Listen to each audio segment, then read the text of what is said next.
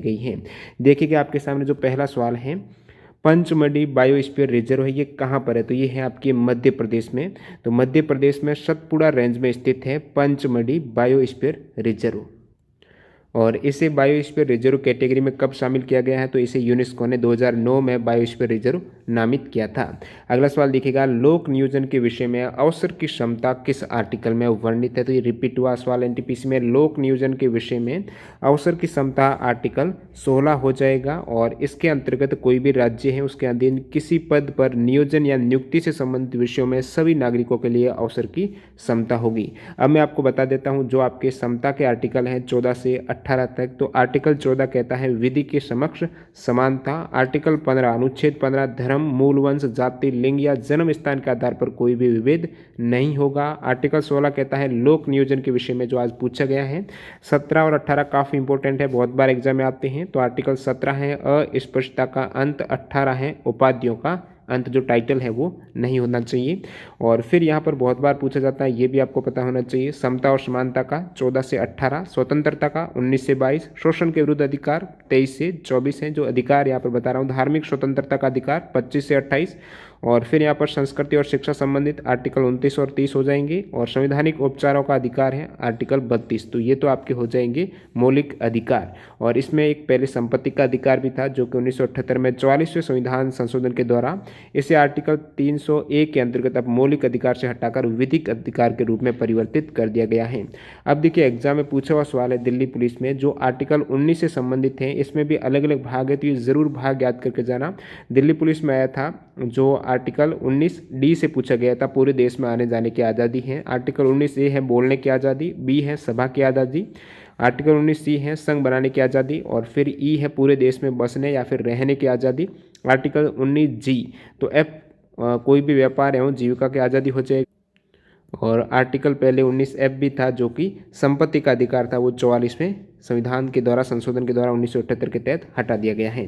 अगला सवाल देखिएगा, अमेजन एवं ब्लू ओरिजिन के CEO कौन है? तो अमेजन और ब्लू ओरिजिन है, इन दोनों के ही चीफ एग्जीक्यूटिव ऑफिसर हैं जेफ बेजोस। अन्य जितनी भी इंपॉर्टेंट कंपनियां हैं उनके CEO जरूर देख के जाना, एग्जाम में आ रहा है। एप्पल के टिम कुक हैं, माइक्रोसॉफ्ट के हैं सत्या नडेला, एडोबी के हैं शांतनु नारायण, सैमसंग के हैं 3 CEO है, किम की नाम है, किम ह्यून शुक है, कोहो डोंग जिन है, नोकिया के हैं पेखा लुंदमार्क, और गूगल के या फिर जो अल्फाबेट दोनों के ही है सुंदर पिचई हैं, UIDAI के हैं श्री पंकज कुमार, फ्लिपकार्ट के हैं कल्याण कृष्ण मूर्ति, फेसबुक के हैं मार्क जुकरबर्ग हैं, यूट्यूब के हैं सुजैन वोजस्की।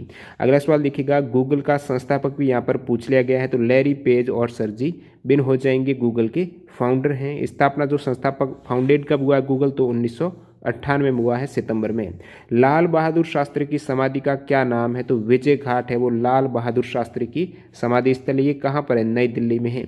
अन्य जितने भी महापुरुषों का समाधि स्थल है जरूर देख लेना। यहाँ पर मैं आपको बता देता हूँ एक बार, शांति वन है जवाहरलाल नेहरू जी का, शक्ति स्थल इंदिरा गांधी, समता स्थल जगजीवन राम का, वीर भूमि राजीव गांधी, किसान घाट चौधरी चरण सिंह, राजघाट है महात्मा गांधी का, अभय घाट है मोरारजी देसाई का, महाप्रयाण घाट डॉक्टर राजेंद्र प्रसाद का समाधि स्थल, नारायण घाट है वो गुलजारी लाल नंदा के समाधि स्थल को कहते हैं, चैत्य भूमि है भीमराव अम्बेडकर जी की। अगला सवाल देखिएगा, स्टोमक जो अमाशय है उसमें कौन सा एसिड होता है? तो ये हाइड्रोक्लोरिक एसिड हो जाएगा अमाशय में। अक्टूबर 2020 तक खेल मंत्री वर्तमान में कौन है? तो minister of youth affairs and sport हो जाएंगे किरण रिजिजू। अगला सवाल देखिएगा यहाँ पर, India the future is now पुस्तक के ऑथर कौन है? कल मैंने बताया था, कल आपके सवाल आया था, शशि थरूर की एक बुक्स थी, कल आपकी ये वाली बुक से आया था YIMA हिंदू, उसमें मैंने शशि थरूर की जितनी भी बुक्स हैं वो बताई थी। आज यहाँ पर ये पूछ लिया है कि India the future is now पुस्तक के लेखक कौन है? यहाँ पर मैंने बताया भी था, तो इसका आंसर हो जाएगा शशि थरूर। और जितने भी इंपॉर्टेंट ऑथर हैं उनकी बुक्स की PDF आप टेलीग्राम पर देख सकते हो। आज मैंने फिर उसको पिन कर दिया, जरूर देख लेना, यहाँ से सवाल बार बार पूछे जा रहे हैं। बाकी शशि थरूर की अन्य पुस्तक है जैसे द हिंदू वे हो गया, और पैराडॉक्सिकल प्राइम मिनिस्टर है इंपॉर्टेंट है, YIMA Hindu and era of darkness बहुत बार पूछा जाता है, इंडिया शास्त्र, और India the future is now हो गया, बुकलेस इन बगदाद है, द $5 स्माइल है, पैक्स इंडिका है, रियोट है, India from midnight to millennium है, शो बिजनेस, ये सभी शशि थरूर के द्वारा लिखित पुष्ट के हो जाएगी। 2020 से 2018 तक कितने परसेंटेज बाघों को शिकारियों या फिर करंट लगने से मर गए हैं, तो अवैध शिकार के दौरान कितने परसेंटेज बाघों की, टाइगर्स की मौत हो गई है 2012 से 2018 तक। तो ये आपका आंसर हो जाएगा 31.5%। काफ़ी टफ सवाल था। राष्ट्रीय बाघ संरक्षण प्राधिकरण NTCA के द्वारा जारी आंकड़ों के मुताबिक 2012 और 2018 के मध्य 656 बाघों की मौत हुई है। टोटल 656 बाघों की जो मौत हुई है उसमें से 207 जो टाइगर की मौत हुई है वो शिकारियों या फिर करंट लगने से हुई है। इनमें से शिकार करने से, अवैध शिकार करने से 207 बाघों की मौत हुई है 656 में से। तो इसके अकॉर्डिंग परसेंटेज आपके पूछा गया था 31.5% करेक्ट करना था। अभी के डाटा के अकॉर्डिंग, 2019 के डाटा के अकॉर्डिंग टोटल कितने टाइगर है इंडिया में? 2967 टाइगर हैं। SSC 2020 में आया हुआ सवाल है। और सबसे ज़्यादा टाइगर है इसमें मध्य प्रदेश में है 526 टाइगर। कौन सा राज्य आर्थिक रूप से कमजोर वर्ग EWS के लिए 10% आरक्षण लागू करने वाला पहला राज्य बन गया है? तो गुजरात राज्य है जो इकोनॉमिकली वीकर सेक्शन, जो आर्थिक रूप से कमजोर वर्ग हैं, उनके लिए 10% आरक्षण लागू करने वाला प्रथम राज्य गुजरात है। आर्टिकल से पूछा जा सकता है आने वाले शिफ्ट के लिए, तो आर्टिकल 103वां संविधान संशोधन है।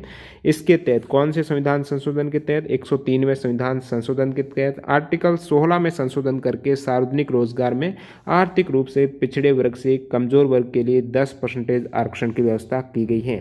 नेक्स्ट में देखिए FAO की फुल फॉर्म, तो फूड एंड एग्रीकल्चर ऑर्गेनाइजेशन हो जाएगा। इसकी स्थापना हुई थी 1945 में। हेडक्वार्टर रोम इटली में है और ये UN का एक एजेंसी हो जाएगी। कंप्यूटर की कैश मेमोरी कहाँ स्थित रहती है? तो ये CPU में रहती है। एक तरीके से जो कैश मेमोरी रहती है कंप्यूटर में वो CPU में स्थित रहती है, जो कि फास्टेस्ट मेमोरी है। कंप्यूटर की कैश मेमोरी एग्जाम में आता है ये सवाल भी। अगला सवाल देखिएगा यहाँ पर, कौन सा फ्लूइड जो द्रव है वो छोटी आंत से वसा को कैरी करता है? तो ये आपके फ्लूइड हो जाएगा लसी का। लिम्फ हो जाएगा जो छोटी आंत से वसा को बाहर निकालता है। लिम्फ करेक्ट है, जिसमें श्वेत रक्त कणिकाएं पाई जाती हैं। अगला सवाल देखिएगा यहाँ पर, 1911 से पहले भारत की राजधानी क्या थी? तो यहाँ पर पूछा गया था कि 1773 से लेकर 1911 तक भारत की राजधानी क्या रही है? तो ये हो जाएगा आपकी कलकत्ता भारत की राजधानी थी 1911 तक। उसके बाद दिल्ली यहाँ पर स्थानांतरित कर दी गई हैं जो, और दिल्ली राजधानी स्थानांतरित करने की जो घोषणा की थी वो NTPC में आया था, वो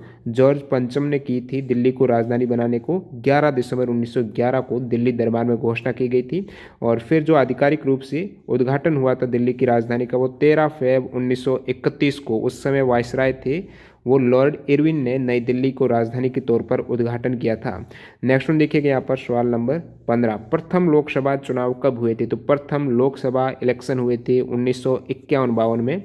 तो ये फर्स्ट इलेक्शन हुए हैं लोकसभा की 25 अक्टूबर 1951 से 21 फरवरी 1952 तक हुए थे। और भारत के पहले आम चुनाव के बाद 17 अप्रैल 1952 को प्रथम लोकसभा का गठन हुआ था।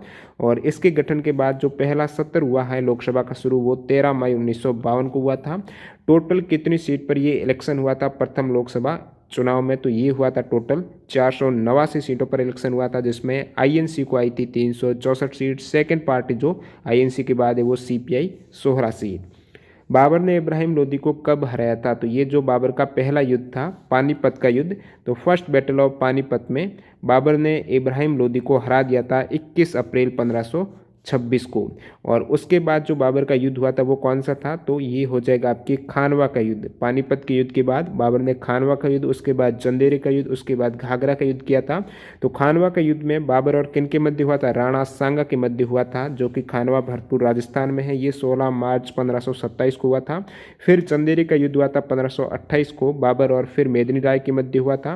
और लास्ट जो बाबर का युद्ध यहाँ पर घाघरा का युद्ध हुआ था 6 मई 1529 को, बाबर और अफगान जो मोहम्मद लोदी के मध्य। IPBES की फुल फॉर्म आपको पूछी है, IPBES की फुल फॉर्म क्या होगी? तो इसका सही आंसर हो जाएगा आपकी inter governmental science policy platform on biodiversity and ecosystem services हो जाएगा, जो 2012 में IPBES की स्थापना हुई है। हेडक्वार्टर बॉन जर्मनी में है। संयुक्त राष्ट्र महासभा की 70वीं बैठक में सतत विकास के लिए 2030 एजेंडा को अपनाया गया, जिसमें कितने सतत विकास लक्ष्य शामिल किए गए हैं। तो एजेंडा 2030 है जो संयुक्त राष्ट्र महासभा के द्वारा अपनाया गया था, उसमें जो सतत विकास लक्ष्य तय किए गए थे वो टोटल 17 सतत विकास लक्ष्य उसमें शामिल किए गए थे। एजेंडा 2030 में जो सितंबर 2015 में घोषणा हुई थी संयुक्त राष्ट्र महासभा की 70वीं बैठक में, इसके तहत 17 लक्ष्य तथा 169 उपलक्ष्य निर्धारित किए गए थे, जो कि 2016 से 2030 की अवधि तक प्राप्त करना था। यहाँ पर आप देख सकते हो 17 SDG जो गोल कौन से हैं, नो पॉवर्टी हो गया, zero hunger, good health and well being है, क्वालिटी एजुकेशन, जेंडर इक्वलिटी, ये सभी आपके 17 टारगेट हैं।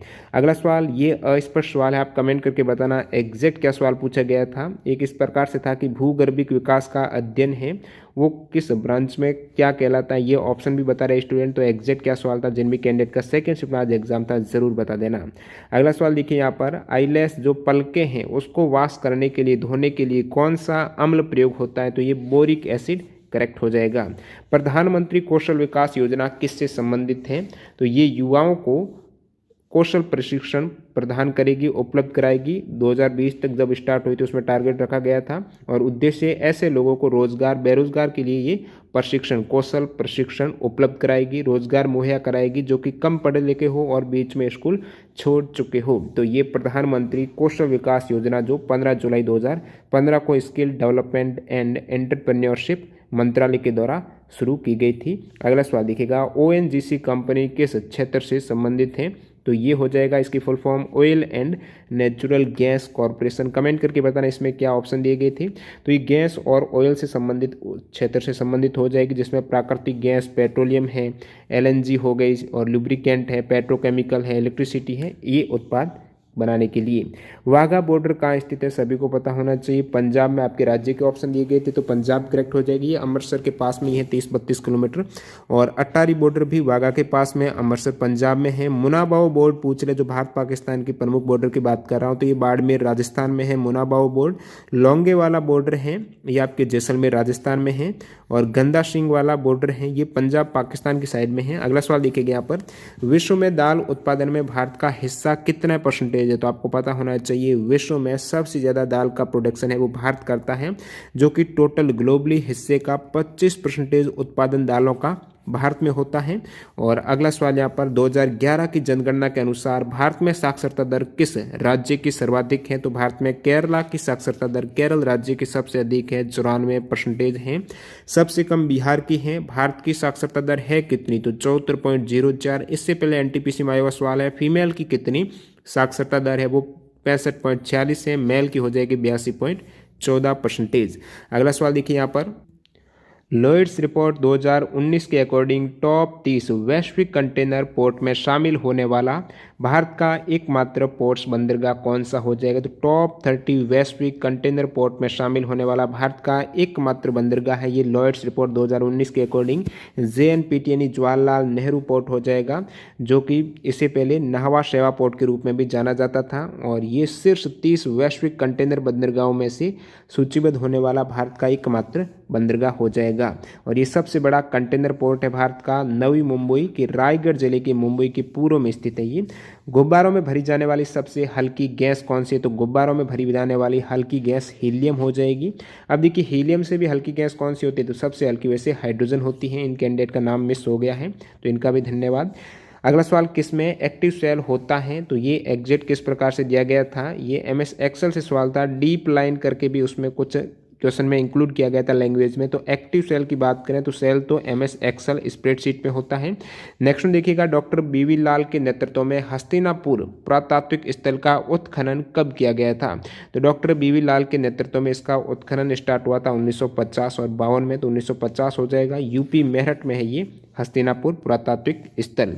इनसेट 1B सैटेलाइट उपग्रह लॉन्च कब हुआ था, ईयर इसमें पूछा था, तो 1983 में हुआ था। इनसेट 1B उपग्रह लॉन्च हुआ था। रॉकेट का नाम है स्पेस शटल चैलेंजर STS-8 या फिर पाम डी हो जाएगा, तो ये 1983 में लॉन्च हुआ था। और बात करूं मैं यहाँ पर GSAT 30 की, तो ये अभी जनवरी 2020 में लॉन्च हुआ है। GSAT 30 है टेली कम्युनिकेशन सैटेलाइट। 2018 में कॉफ़ी उत्पादन में अग्रणी राज्य कौन सा है? तो सबसे ज़्यादा कॉफ़ी होती है कर्नाटक में, उसके बाद केरल में होती है। चाय की बात करें तो सबसे ज़्यादा टी प्रोड्यूसर स्टेट हो जाएगा असम। असहयोग और खिलाफत आंदोलन कब हुए थे? तो उसमें वैसे इनकी डेट अलग अलग है, ईयर अलग अलग हैं, लेकिन 1920 ऑप्शन में दिया गया था दोनों ही केस में, क्योंकि जो खिलाफत आंदोलन है ये 1919 से 1921 तक चला था, तो ये 1920 हो जाएगा। और असहयोग आंदोलन की शुरुआत है ये 5 सितंबर 1920 को हुआ था महात्मा गांधी जी के द्वारा। खिलाफत आंदोलन है ये मोहम्मद अली और शौकत अली बंधुओं ने मार्च 1919 में शुरुआत की थी, तो जनवरी 1921 तक ये चला था। अगला सवाल देखिएगा यहाँ पर, समुद्री जल सतह का औसत तापमान कितना होता है? तो समुद्री जल सतह का जो एवरेज टेम्परेचर रहता है ये कुछ 16.9 डिग्री सेंटीग्रेड, या फिर कह सकते हो आप राउंड में 17 डिग्री सेंटीग्रेड। यदि फ़ारेनहाइट में था तो 62.6 डिग्री फ़ारेनहाइट हो जाएगा। रिटायरमेंट के बाद मिलने वाली सैलरी क्या कहलाती थी? पेंशन हो जाएगी। शरिया कानून किस धर्म से संबंधित है? तो इस्लाम धर्म का है शरिया कानून। एक आपके इस टाइप से सवाल था, क्लीन इंडिया मिशन का उद्देश्य क्या है? तो ये जो स्ट्रीट गलियां हैं, सड़कें हैं, शहरों और ग्रामीण क्षेत्रों को साफ करने के लिए एक राष्ट्रव्यापी अभियान हो जाएगा। हेल्थ का था, स्वच्छ भारत अभियान है क्लीन इंडिया मिशन। शुरुआत 2 अक्टूबर 2014 को। मंत्रालय है ministry of housing and urban affair, शहरी विकास मंत्रालय है। योजना का नारा था इसका, एक कदम स्वच्छता की ओर। अगला सवाल देखिए, अंतिम सवाल इस शिफ्ट का, यूएसए भारत को रूस से S-400 मिसाइल खरीदने से मना कर रहा है, धमकी दे रहा है कि रशिया से H-400 मत खरीदो। तो उसके स्थान पर वो कौन सी अमेरिका में निर्मित मिसाइल है, अमेरिका मूल की मिसाइल को ऑफर कर रहा है भारत को खरीदने के लिए? तो वो हो जाएगी आपके patriot PAC-3, patriot PAC-3 missile हैं, वो अमेरिका सेल कर रहा है भारत को। और ये S-400 मिसाइल खरीदने की धमकी दे रहा है कि यूएस से, रशिया से मत खरीदो। और वैसे यहाँ पर मैं बात करूँ S-400 मिसाइल की, तो ये 15 अक्टूबर 2016 को ब्रिक्स